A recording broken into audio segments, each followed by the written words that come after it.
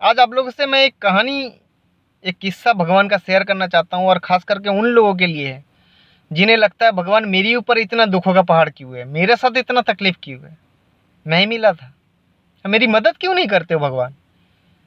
तो उनके लिए ज़रूर सुनना इस बात को। भगवान एक दफ़ा खाना खाने बैठा, उनका मम्मी उनके लिए खाना लगाया, और बाहर एक संत उस वक्त भगवान का नाम का कीर्तन करते हुए जा रहा था। भगवान को उनका नाम का कीर्तन सुन के बड़ा खुशी मिली और बड़ा ध्यान से सुन रहा था। पर थोड़ी देर बाद वो कीर्तन बंद करके वो संत भगवान को पुकारने लगा, भगवान मुझे बचाओ, भगवान मुझे बचाओ, मेरे साथ इतना अन्याय क्यों है, मुझे इतना तकलीफ़ क्यों है।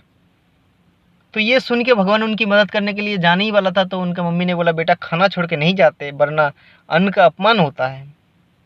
तो भगवान ने कहा, अगर मैं उन्हें बचाने नहीं जाऊँगा तो मेरा भक्त का अपमान होता है।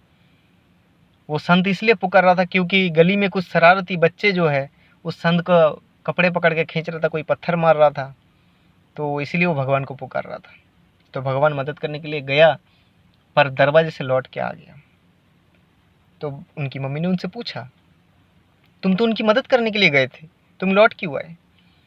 तो भगवान ने कहा, मैं गया तो था उनकी मदद करने के लिए, पर वो तब तक मुझे पुकार रहा था जब तक उनको मेरे ऊपर भरोसा था।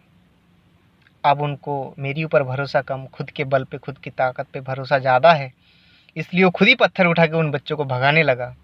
अब उनको मेरी ज़रूरत नहीं। तो दोस्तों, आपके साथ कितने बड़ा तकलीफ़ हो, कितनी बड़ी मुसीबत आपका जीवन में हो, भगवान आज नहीं कल ज़रूर आपकी मदद करेगा।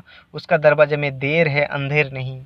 इस उम्मीद के साथ अपना भक्ति बनाए रखना, उस परमपिता परमेश्वर पर भरोसा रखना, अपना और परिवार का ध्यान रखना।